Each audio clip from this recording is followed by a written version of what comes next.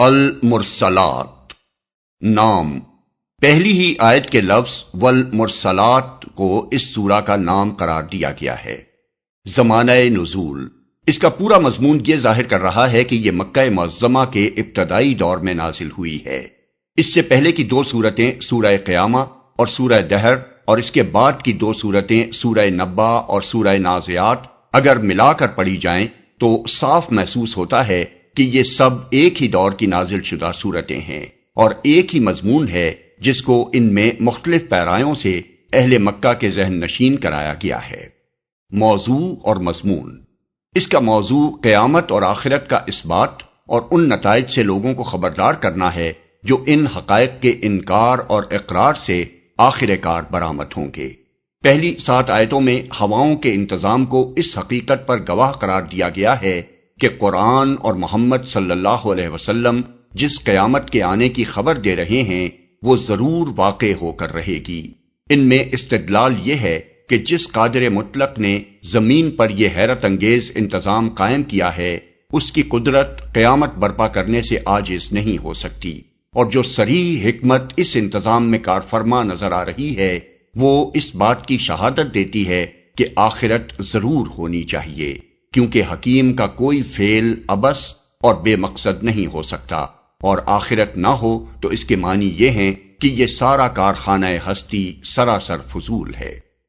اہل مکہ بار بار کہتے تھے کہ جس قیامت سے تم ہم کو ڈرا رہے ہو اسے لا کر دکھاؤ تب ہم اسے مانیں گے۔ آیت 8 سے 15 تک ان کے اس مطالبے کا ذکر کیے بغیر اس کا جواب دیا گیا ہے کہ وہ کوئی کھیل یا تماشا تو نہیں ہے کہ جب کوئی مسخرہ اسے دکھانے کا مطالبہ کرے اسی وقت وہ فوراً دکھا دیا جائے۔ وہ تو تمام نوع انسانی اور اس کے تمام افراد کے مقدمے کے فیصلے کا دن ہے۔ اس کے لیے اللہ تعالیٰ نے ایک خاص وقت مقرر کر رکھا ہے، اسی وقت پر وہ آئے گا، اور جب آئے گا تو ایسی ہولناک شکل میں آئے گا کہ آج جو لوگ مذاق کے طور پر اس کا مطالبہ کر رہے ہیں اس وقت ان کے حواس باختہ ہو جائیں گے۔ اس وقت انہی رسولوں کی شہادت پر ان کے مقدمے کا فیصلہ ہوگا جن کی دی ہوئی خبر کو یہ منکرین آج بڑی بے باکی کے ساتھ جھٹلا رہے ہیں۔ پھر انہیں خود پتہ چل جائے گا کہ انہوں نے کس طرح خود اپنے ہاتھوں اپنی تباہی کا سامان کیا ہے۔ آیت 16 سے 28 تک مسلسل قیامت اور آخرت کے وقوع اور وجوب کے دلائل دیے گئے ہیں۔ ان میں بتایا گیا ہے کہ انسان کی اپنی تاریخ، اس کی اپنی پیدائش اور جس زمین پر وہ زندگی بسر کر رہا ہے اس کی اپنی ساخت اس بات کی شہادت دے رہی ہے کہ قیامت کا آنا اور عالم آخرت کا برپا ہونا ممکن بھی ہے اور اللہ تعالیٰ کی حکمت کا تقاضا بھی۔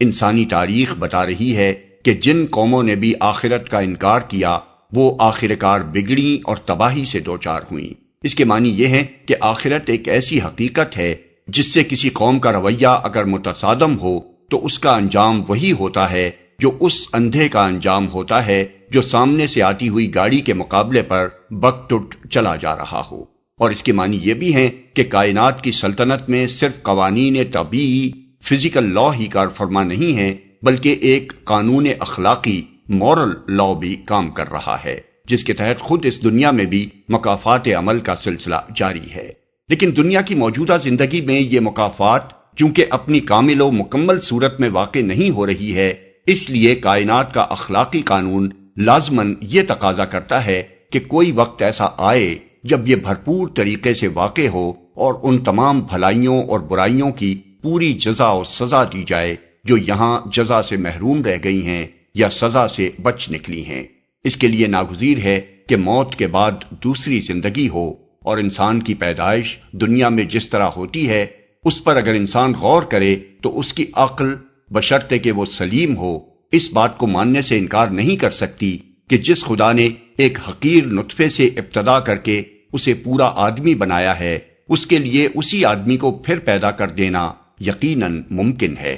زندگی بھر انسان جس زمین پر رہتا ہے مرنے کے بعد اس کے اجزائے جسم کہیں غائب نہیں ہو جاتے، اسی زمین پر ان کا ایک ایک ذرہ موجود رہتا ہے، اسی زمین کے خزانوں سے وہ بنتا اور پھلتا پھولتا اور پرورش پاتا ہے اور پھر اسی زمین کے خزانوں میں واپس جمع ہو جاتا ہے۔ جس خدا نے اسے پہلے زمین کے ان خزانوں سے نکالا تھا وہی ان میں جمع ہو جانے کے بعد اسے پھر ان سے نکال لا سکتا ہے۔ اس کی قدرت پر غور کرو تو تم اس سے انکار نہیں کر سکتے کہ وہ ایسا کر سکتا ہے، اور اس کی حکمت پر غور کرو تو تم اس سے بھی انکار نہیں کر سکتے کہ زمین پر جو اختیارات اس نے تمہیں دیے ہیں ان کے صحیح اور غلط استعمال کا حساب لینا یقیناً اس کی حکمت کا تقاضا ہے، اور بلا حساب چھوڑ دینا سراسر حکمت کے خلاف ہے۔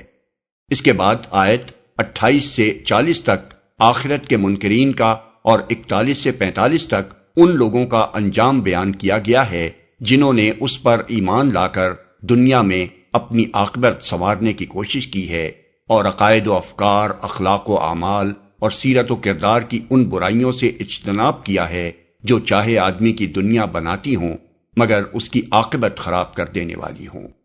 آخر میں منکرین آخرت اور خدا کی بندگی سے منہ موڑنے والوں کو متنبہ کیا گیا ہے کہ دنیا کی چند روزہ زندگی میں جو کچھ مزے اڑانے ہیں اڑا لو، آخر کار تمہارا انجام سخت تباہ کن ہوگا۔ اور بات اس پر ختم کی گئی ہے کہ اس قرآن سے بھی جو شخص ہدایت نہ پائے اسے پھر دنیا میں کوئی چیز ہدایت نہیں دے سکتی۔